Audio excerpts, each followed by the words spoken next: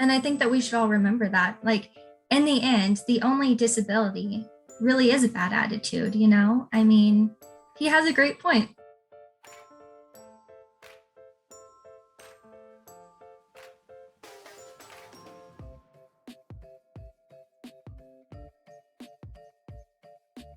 What's going on, y'all? Welcome back to another episode. We are stoked to provide the second part of our two-part series. If you haven't checked out the first video, what are you doing? Check it out. With that being said, let's introduce our amazing individual to the side of us. Hey guys, my name's Sarah, and I'm super excited to be joining you guys today. Sweet. So Sarah and I met as teachers, educators, depends on the situation you want to talk about, and we're both passionate about individuals with disabilities. So like we started with the last video, the question comes to mind when you hear the word disability, Sarah? Ooh. So many things come to mind, honestly. One of the first things I think about when I hear the word disability is different abilities. I feel like there's so many different definitions or connotations to the word disability. And so I like to think of it as different abilities, because really that's what it boils down to. An individual may be able to walk or may not be able to walk due to a physical, what we would call physical disability. And I like focusing on more of their abilities, what they can do, than what they can't do. And interestingly enough, the word, the prefix really, dis, actually means not or the opposite of. And so when you put the word together for disability, it's actually not able or not ability. And so I think that we should be focusing more on the ability of an individual. And an interesting thought that comes to mind, kind of a personal experience, is my grandpa. So he had a physical disability. He lost one of his legs, and he used to be a construction worker. And so he was a builder. That was his identity. He built houses, he loved it. And when he lost his leg, he had to rethink a lot of things, learn how to do a lot of things. But after some time, it didn't stop him. He actually went on to build 15 more houses with just one leg. And so he adapted. So another word that comes to mind when I think of disability is adaptive. You know, people with different abilities learn to adapt. Something that may be a weakness for them, it becomes a strength in another aspect, another area. Another thought that comes to mind is like working with a child with a learning disability. Maybe they struggle with reading, and so that's a weakness. But an area where they become strong in is listening and comprehending, or something else of that nature. Definitely. It's a lot, especially like with individuals with disabilities. You don't know, there's not one disability. We have physical disability, which hinders what they're physically capable of doing. Like you said, your uncle, your grandpa, you said? Grandpa. Your grandpa had lost a leg, yet he was still able to do a lot more despite him being one leg short. Mm-hmm. And individuals with cognitive disabilities, there's a lot of barriers they would need to mentally go through. Like individuals with ADD, a lot of times they're just the mind's everywhere. So they're able to pick up so much information. However, they have a hard time focusing on one task. Whereas individuals with autism, a lot of them are just naturally smart. However, they lack that social capability, which hinders a lot of career paths and just things they can do just because they lack that communication. It's huge. You also mentioned that we need to focus on what they can do. That was a big thing. I want to say, I forgot which rule specifically it talks about. I think it was ABA, not ABA. I forgot what the term was. The IDEA Act, or? Yes, the IDEA Act. It talks about that you need to focus on what the ability. You need to focus on the child rather than the disability. Kind of goes into, you don't want to label a child something. Absolutely. Yes, I think that's really important. And I think that that's something that we see in the schools too. And it can be hard not to, honestly.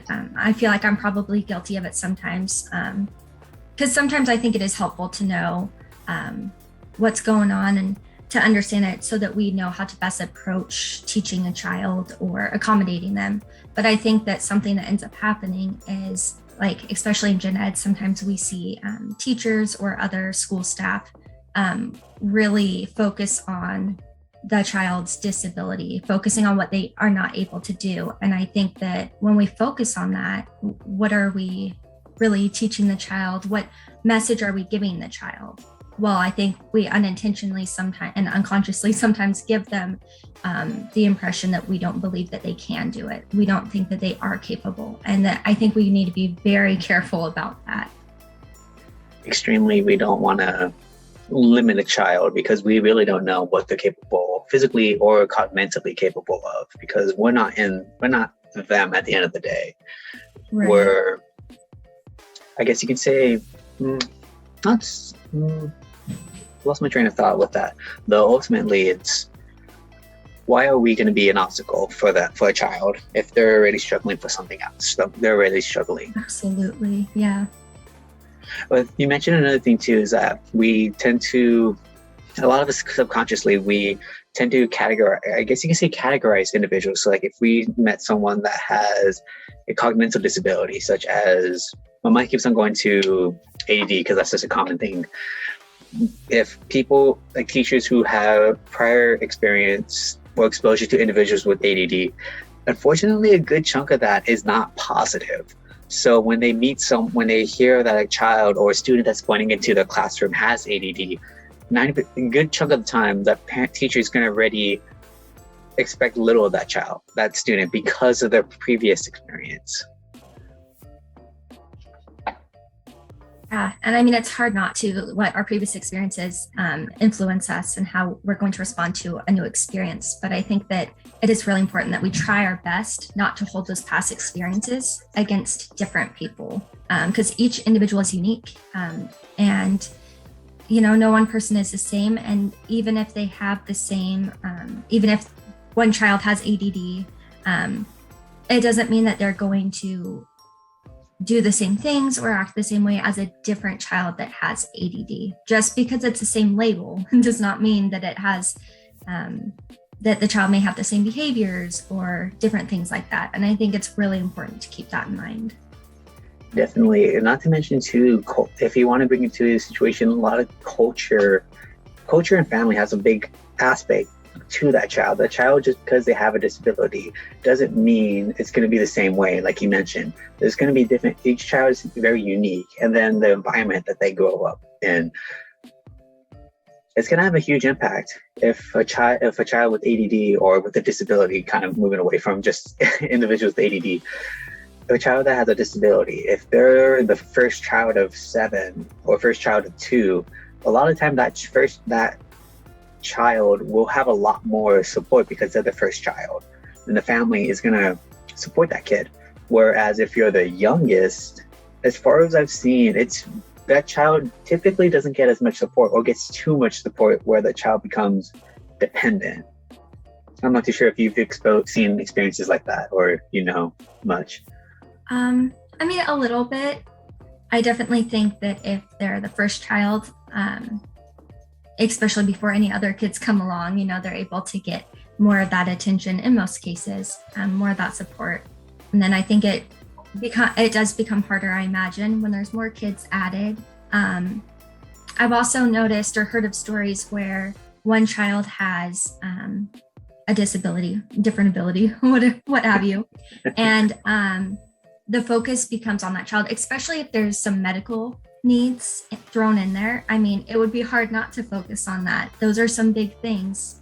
And sometimes what happens is that attention is focused on that child. And so sometimes the other kids may feel like they're not getting as much attention or as much support because they don't have the same needs that require that same attention. Definitely. What can you do? Each child is different and unique. We mentioned this in the previous video, is society is not a one size fit all. So why are we treating these students with a disability as if they're the same? Absolutely. With that being said, let's get into our second question. How can adults or educators accommodate students with a disability, whether it's physical or cognitive? Oh, that's such a good question. And I feel like there's so many different ways this conversation could go. But I think I kind of mentioned it earlier. One of the biggest things is attitude and mindset. I think that that's one of the biggest things here, especially if you're not used to working with children with different abilities, maybe children who have some behaviors, and say you get one or a couple in your class. I think the first thing is to try and be well informed, maybe read the IEP or talk to the special ed teacher or other service providers and kind of see what might work for that child, what accommodations they have set up, and really try and mentally prepare for how you can best be there for that child and support them in your class.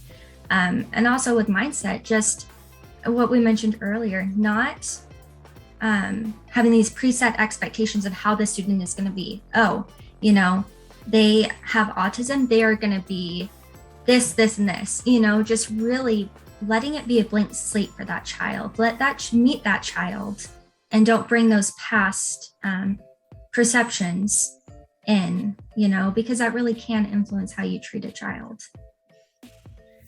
Having a great attitude, having a clear blank slate, that's a big one, especially when you're working with a child with a disability daily. When I was when I'm still am working with this one kiddo as a one-on-one aide, that's the one thing a counselor would tell us constantly. Every day is a new day.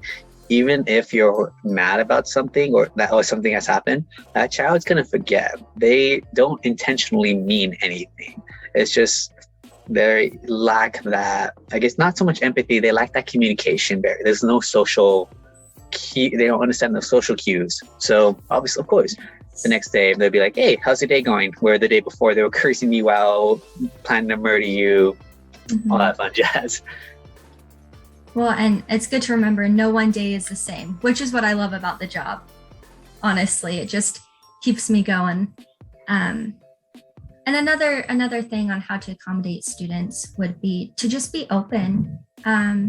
Be open to suggestions, talk to the team or the parents, and just really do your own research. Be open to trying different things. If you have a student who seems pretty squirrely in class, do some research, try and figure out ways that you can support them in class. For example, if a student is constantly up and out of their seat, wandering around the room, I get it. It can be very distracting, especially when you're trying to do a whole group lesson. I understand, but forcing that child to sit down, punishing them for not staying still, that's not going to be helpful for them. Instead, you need to find a different way to channel their energy. And what's great is there's flexible seating options. I mean, there's therapy bands that you can put on the bottom of the chair. I've seen those be pretty successful. The student's able to get some movement in there in a more appropriate way for a whole group setting. But try not to shut the kids down, because ultimately there is a need there, a need for movement, a need for some sort of sensory input, and we need to make sure that we're not shutting that down. We need to do our best to accommodate that and be creative. I mean, there's so many different approaches you can take for those specific things. Extremely. And with those creativities, surprisingly, what works for a lot of individuals with disabilities works for us in general as adults. I've seen a lot of business meetings where I think it was Steve Jobs created the walking meetings, where instead of just sitting down talking about what's going on, they would have a hallway or a room that they would just walk and have a meeting, because I forgot everything about the terminology about it, but basically when your body's moving, your blood's moving as well, so your body's gonna be more awake when you're walking around rather than sitting down. So that's when you get a lot of great ideas. That's really neat. I did not know that was a thing, but honestly, it can be things that seem as simple as that are so important and beneficial to students or adults. And it's not just kids with different abilities that might benefit from these. It's, all students might benefit from some different things. There's some classrooms, some teachers that use flexible seating for their whole class. And then it kind of normalizes it too, instead of having certain students stand out. Now, I know that flexible seating may not be for everybody. It definitely comes with its challenges. I've seen that firsthand with some students. It's hard to use flexible seating or fidgets because even though you go over the expectations of these are tools, not toys, there's always those few kids that use them as toys time after time. So of course you have to try and, work around that. But some of those things can be beneficial for all kids. Using visuals. I am a firm believer in visuals, and no one can convince me that visuals are ever a bad thing for anybody. Like, I'm an adult and I love me some visuals. Like, they help me, and that's another way that you can accommodate students in your class, all kids, whether they have a diagnosed disability or anything. I mean, visuals and just having those directions on the board so that they can follow is great, especially for visual learners, Definitely. You mentioned to include individuals with disabilities. How much of an impact would it be if you include the whole class? Because a lot of times it's hard to focus on every student at the same time, because we're working with a child with a disability. Sometimes their behavior or their needs requires your full attention. So how can we as educators or as adults include Main Street students and also individuals with disability? If you understand the question correctly. Yeah, no, that's a great point. Yeah, because there can be 25 kids in one class. So that's where it does feel like a lot, I'm sure. And so in some instances, say you're in a second grade class and you have 3 kids that do have IEPs, definitely focus on those and make sure that you're meeting those needs, especially if it's written in an IEP. It is not optional. And I think that that's important to remember. You can't pick and choose. If there's something written in accommodation, if there's something written into an IEP, you don't get to read it and go, I'm not really feeling like doing this today. Like, guys, it's not optional. You need to do it. So definitely start with those 3 kids. But as you get to know your class, I feel like you start noticing where there's some needs. It could be as simple as having 10 hands go up after you verbally say directions, and you're like, what in the world? If you have that many kids needing clarification, not understanding what you're asking, that's where writing it up on the whiteboard or having a slideshow with picture supports might be beneficial for the whole class, and I feel like that doesn't take away or put too much extra on a teacher's plate. I feel like that's achievable. So just starting on a smaller scale for that. Definitely. It's finding accommodations and being flexible at the end of the day. That's a big one. Absolutely. That being said, we can probably go into our third question. We mentioned a little bit about how much of an impact families have on the student. How much could we say environment affects the growth of a child with a disability? Oh man, I would say a lot, because just family in general, whether a child has a documented disability or not, I would say that the family is so important for a child's development. And so when you throw in having a different ability, a different learning need, physical need, I think that having the support of your family, first of all, is extremely important. But also consistency. Consistency is super important. And that's also where communication comes in too. Having parents or families communicating with the school and being on the same page is so important, because if the school is working really hard with the kiddo on social skills or on staying on task and getting their work done, and then they go home and there's no rules at home, there's no support, no one sits down with the child to walk them through this homework or follows up with something that happened at school. Maybe there was an inappropriate or unacceptable interaction on the playground. Maybe a kid, stole a ball or jump rope from someone. There needs to be that follow through at home too, so that the child can see that there's a team around them. Everyone's there to support that child. And when you don't have that, I think that we do see significant impacts. For example, I have a student who really, really struggles with work, understanding what they're doing in class, getting the work done. Well, she's struggling at school, and then she goes home. No one at home sits down and helps her with her homework. So what happens? She's already frustrated. She's struggling. Nothing makes sense. The homework doesn't get done. No one at home is sitting down and helping her through it.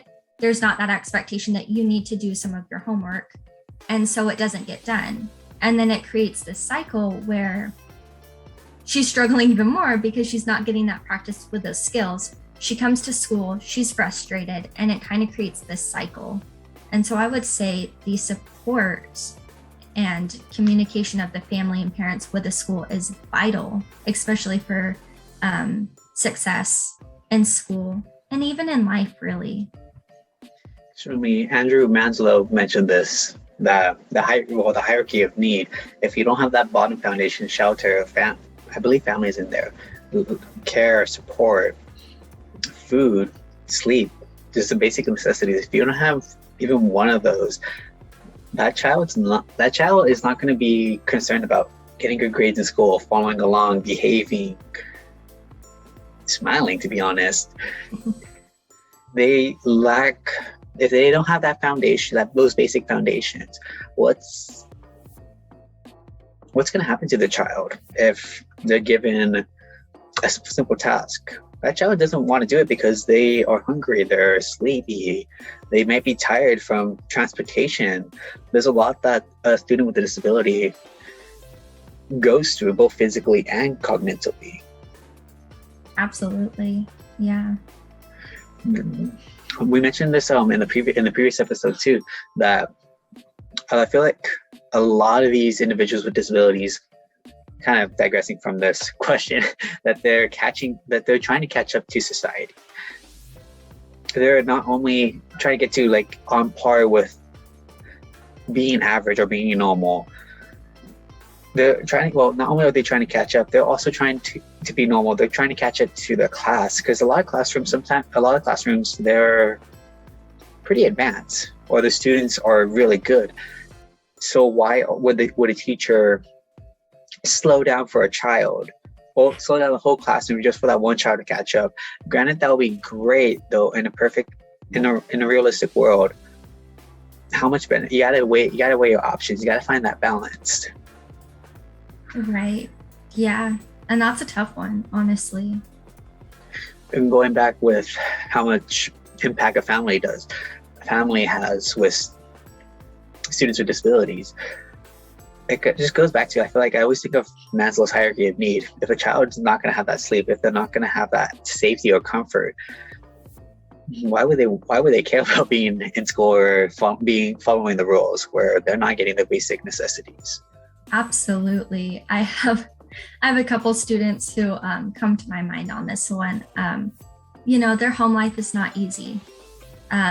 There's a lot of expectations on them to look after the younger siblings or things like that. And so school no longer has that important value, right? That's not the priority for them, because they are in charge of walking their kindergarten sibling to school in the morning, or watching out for them. They're told to watch out for them at school or something. And so then school is no longer the focus for them, as it is for most kids, because they have so many other things going through their minds. They end up staying up really late because they're trying to take care of the other siblings, or it's really loud in their house, And so then again, school and staying focused and doing their work no longer has the same value to them. And so sometimes when a task is presented, instead we get, first of all, they hit a frustration level very quickly because that focus and that energy is not going into the schoolwork. But then another thing that can happen is, boom, we start yelling, we start shouting. The person presenting the task becomes the bad guy because they're not ready to do that work. That it's just not on their radar right now. And I think that that's where the basic needs are really important to consider too. For this child, sometimes if you know that they come from a difficult background, just asking them, hey, you look tired, did you get enough sleep? And just really trying to address that first, kind of bring them back down, take some deep breaths, and then try again. And sometimes a task gets done, sometimes it does not. And at that point, of course, it's ideal to get the work done, but at that point, it's more important to just really understand where that student is coming from and how they're doing, what basic needs aren't being met. I mean, you want to reach out to the child before you teach them anything. You want to build that trust and relationship rapport. A lot of teachers or people who work in this field mention that you want to build a rapport, and we want to do your best to keep that rapport, because once that student shows they trust you, it'll make things much more simple. And it all goes back to not one child is the same, let alone each child is not going to be the same person every day. You never know. Sometimes you have a child that's the best, quietest person ever. Then there's other days where you just want to keep them quiet, put some duct tape over their mouth just for a couple minutes. Right. And that kind of can go back to what happened to them that morning. Maybe they were running late and they didn't get breakfast. So it could be what seems like simple things can really impact how that child is going to be feeling or responding that day. Most definitely. Speaking of that, I'm actually getting a little hungry, so we should start wrapping this up. With that being said, any final words or any final motivation? Actually, a quote that I heard recently. So someone shared a little video with me, and it was of this young man who has Down syndrome. And he was standing in front of this football huddle. And I'm thinking he was the team captain. And so he was trying to pump up the football team. And something that he said really stayed with me. And I think that it's just really neat. So he said, the only disability in life is a bad attitude. And I honestly, I thought that was so cool. And it's so true. And I think that we should all remember that. In the end, the only disability really is a bad attitude, I mean, he has a great point. It's true. Very true. Attitude of gratitude at the end of the day, because we get to breathe, we get to exist. Some of us may not have what we want, though some of us have what others don't have. You never really know. Be kind at the end of the day. Absolutely. Be happy, be grateful, enjoy life. With that being said, thank you guys for watching. If you enjoyed it, you all know what to do. Share it, like it, pass a smile. If you have any questions, ask your neighbor, drop it in the comments. Pass a smile. Happy Thanksgiving. If you guys don't have Thanksgiving, happy life. See you guys next time. Bye.